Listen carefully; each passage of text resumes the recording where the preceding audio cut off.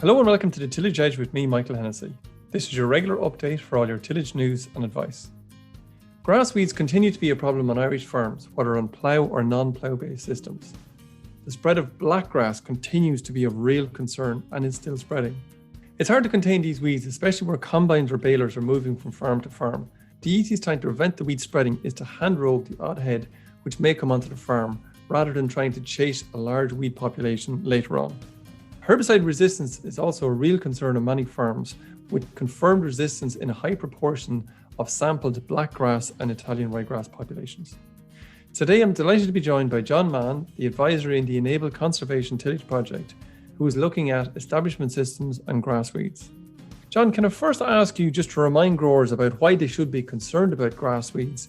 And many might be thinking, well, sure, they're easily controlled anyway with herbicides. I suppose apart from their effect that they might have on the yield potential in the field, say the likes of Italian ryegrass or bromes or wild oats would be similar to effect on yield like a crop of cleavers.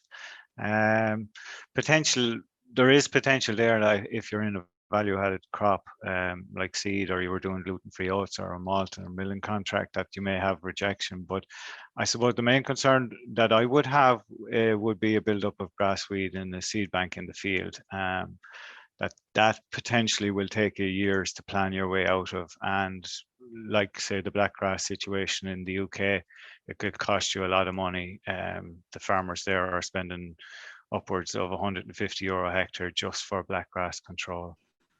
And just on that one, John, sure, I mean, that's fine if they're spending that. Sure, that's only lasts for a couple of years, or is that a little bit longer in terms of their spend? The trouble with the likes of, say, a blackgrass situation is that you, if you allow it potentially to build up, you're into a long-term planned. You have to plan your way out of the situation, and that will cost you a lot of money in the long run. I suppose I could turn that question on its head by asking, if grass weeds were so easily controlled, then why would they be spreading in the first place with an individual? They are easily controlled if you are using a combination of cultural and chemical control methods in an integrated approach. But I would guesstimate that many farmers are running into trouble because they're relying on chemistry alone. Yeah, I think just looking at some of the figures you mentioned there of €150 a hectare on weed control, just for grass weed control, is pretty common. And I suppose the disturbing fact maybe about that is that that's been pretty constant over the last number of years and increasing every year. So it's not going down on an industry scale. But anyway, coming back to blackgrass and maybe even Italian ryegrass, which are probably some of the most serious weeds here in Ireland, some of the serious grass weeds. How prevalent are they? Do we have a better handle now than we had maybe last year in terms of where those populations are?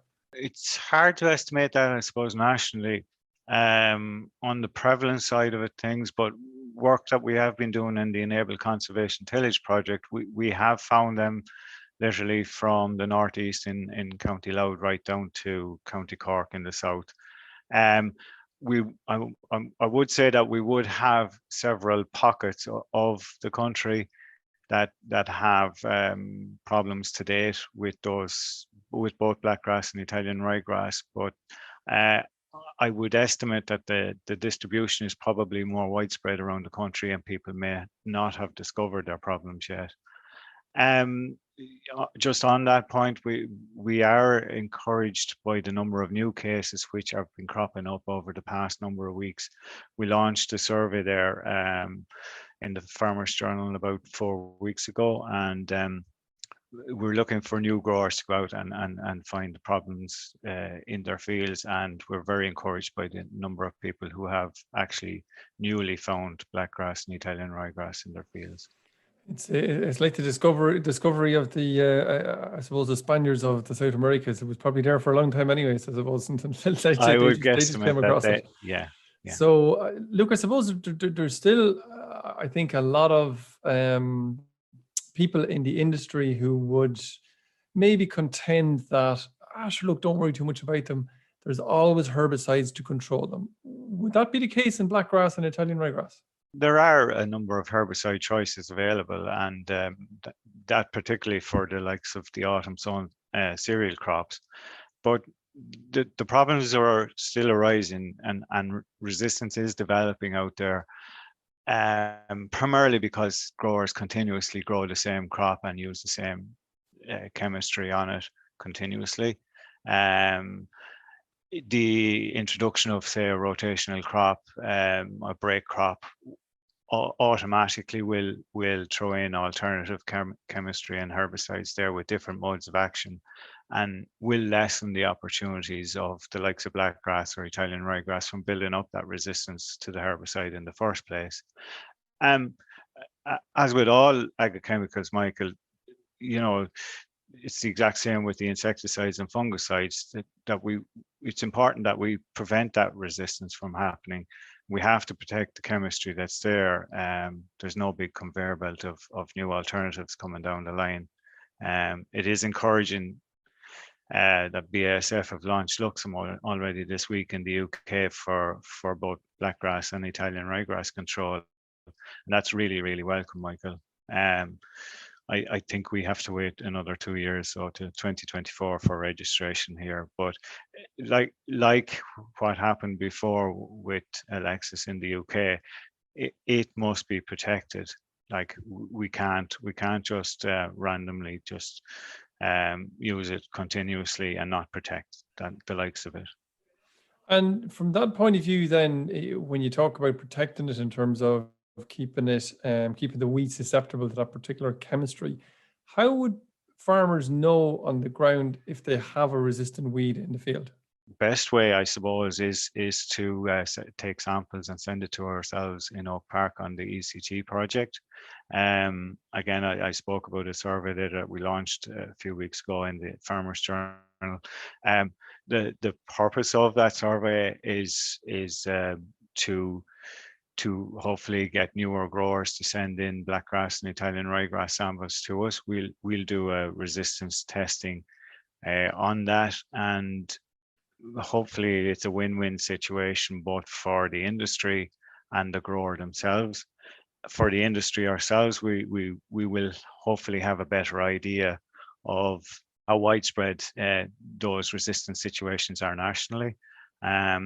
Currently, to date, we have roughly 50% for both blackgrass and Italian ryegrass resistance through our testing to date. I would estimate that it's lower than that, but if we can get in enough samples through the testing service that we have at the moment, we'll have a better figure for the country overall. The win-win situation, the grower will have sample, he'll have resistant testing done free of charge, and he'll confidentially get back the results of those tests. And that's really important, Michael, because one, he'll know if he has resistance, but more importantly, he'll be able to see what chemistry might be working. It may be resistant to one or two commercial chemistries or herbicides, but some other herbicides may be effective. So he can use that information then to incorporate into an integrated weed control program. And John, just in terms of you said about maybe multiple resistances, are there any populations out there that are to the stage where you just can't control them with herbicides? Yes, there are a number, but of the resistances that we found, there's no consistency in the blackgrass situation, in that they may be resistant to one particular grouping, like the ALS type chemistries, which would be Pacificas and Broadway stars and monolith, that type of chemistry. It could be resistant to the ACK type chemistries for the DIMS, the FOPs, and the DENS, the likes of Axial, Falcons, and Stratus, that type of chemistry. We have resistance to both types of groupings, or one or other, or just individual chemistries. So there's no correlation at all, and the only way you'll know is by having a resistance testing done. Okay, and you mentioned earlier, it says worth mentioning again, that resistance work can be done in Oak Park if people get the samples to you. What's the process, I suppose, of getting samples into us here in Oak Park? Well, on our website, on the Grassweeds section, we have a link to the survey where we're actually asking permissions, and we're looking for coordinates of where the actual fields are for the samples. I would stress that it's a confidential service that we're offering on that, and individuals will be the only ones getting back their individual results. We're pooling results for a national distribution of the country and where the resistances are. Then when you talk about certainly lots of, or certainly a stable of herbicides which can be used, but going back to cultural control methods or non-chemical control methods, what can people do or farmers do between now and harvest? Well, Michael, if you discover that you have a problem at the moment at this late stage in the crop, there's a number of steps and things that you can do. I suppose the most important one is to try and get a positive identification on the grassweed. And if you need help on that, there are plenty of guides, and also the use of your agronomist or advisor. What I would always do myself and say to people is to drop a pin on Google Maps or draw a map of the area, get out a map and make sure that it's mapped where the problem area is. It can be quite difficult to actually get back to a place, and you'll say you'll know where to go to, but it's really important that it's mapped out. If you can identify the plant, whether it's sown in the rows or is between the rows, that will give you a huge amount of information in identifying both the source and also to estimate how long the seed bank is actually there, in tracing it all backwards. If you do have, again, if you do have blackgrass or Italian ryegrass, we can get those viable seed samples into us for resistant testing. It's important that we get ripe samples, so we have a covering technique, and there's a little video to go along with that on our website as well, to make sure. We'll put up the link of that at the end of this podcast, or anyone can see it there on that. Once you've all that done, then you have to start dealing with the weed itself. So hand roguing, if at all possible, it's 100% effective, and it's the most common method of getting on top of your weeds if you have a small number and you're cropped in time. If it's unroguable, it's well worth your while to burn out the patches with glyphosate. It may seem extreme, but in the long run, it's going to save you an awful lot of money. If you prevent the seed from returning to the soil, then you don't have the buildup of the problem ahead of you. And a third option that's commonly used, if the area is small enough and it's only in patches, are many people take out a mower and mow it out for silage, but make sure that that's done before the seed is ripe. Overall, I would say you must have a zero tolerance approach, particularly to the likes of the blackgrass. Very sensible in comparison to how the UK has gone in terms of having that zero tolerance approach. And as you mentioned, some of the weeds get past you, and you're looking at the combine going through. Is there any, or what are maybe you might just give us maybe an example of 2 or 3 of the most effective cultural control methods that farmers can employ after harvest? After harvest, the most effective, I suppose, with many of them, with the exceptions of the likes of the meadow bromes or soft or rye brome, would be to do a light cultivation to encourage the seeds to germinate immediately after harvest. Now, ironically, with the new nitrates rules, which have come into effect this year, we'll all be doing that anyway. But that is a great method to get the likes of those seeds germinated out, and they can be burnt off with glyphosate before sowing takes place. Another main action that I would see as essential is that people must make a plan with your advisor regarding what your next intended crop is. You may need to break with what you had intended doing. You may need to put in a break crop in there to change your chemistry around. and allow multiple seed beds by putting in, say, a spring cropping. But you have to kind of plan your way to get on top of grass weeds. So these are all cultural methods that are very effective. If you consider a spring crop and you want to do a cover crop over the winter, my work on the ECT project on different cover crop types, try and go for something that's fairly open, like a phacelia crop or some open crop, as that will encourage grass weeds to come through the from the seed bank.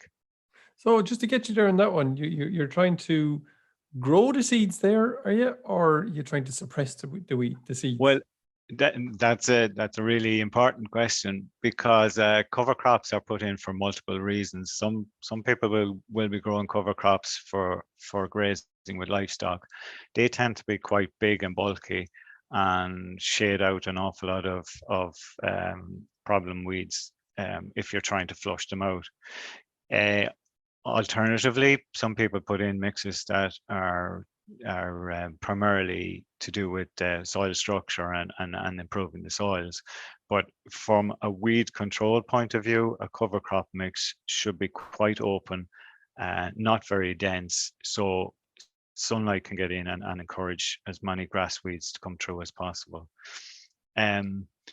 If somebody is in the position that they can't do that, and they're putting in a cereal crop, well, if it's an autumn sown crop, the later it's sown and increasing the seed rate are very, very effective cultural control methods for grass weeds.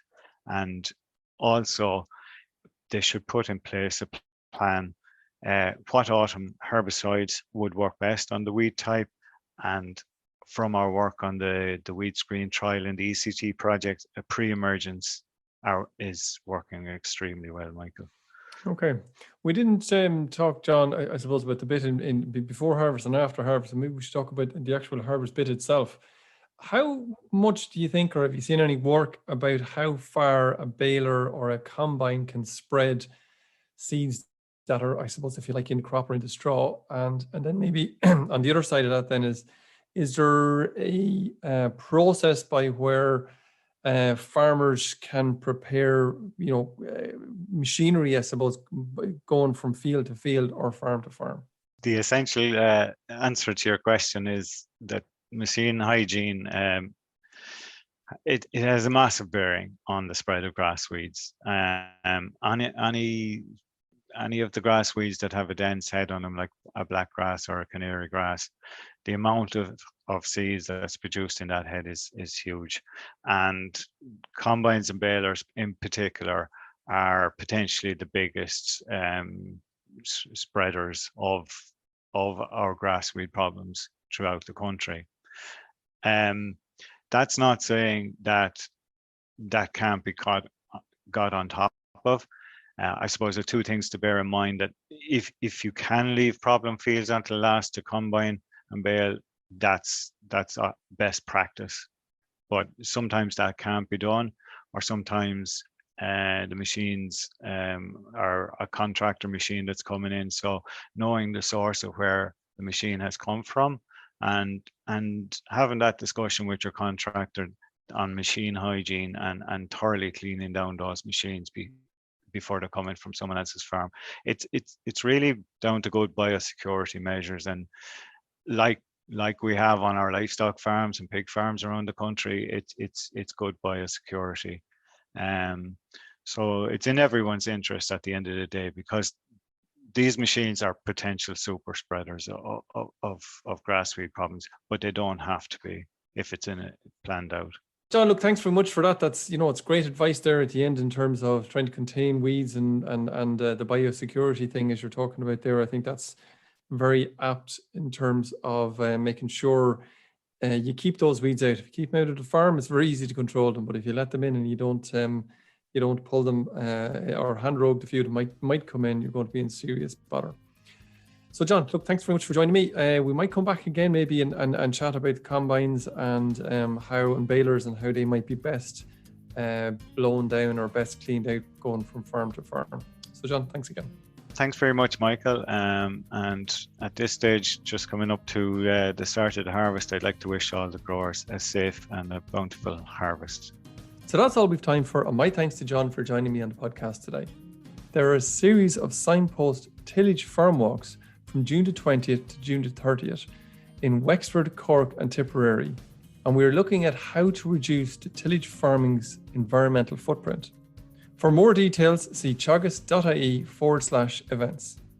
Finally, don't forget, if you enjoyed this podcast, then recommend it to a friend or colleague. And as always, rate, review and follow on Apple Podcast or Spotify so you never miss an episode.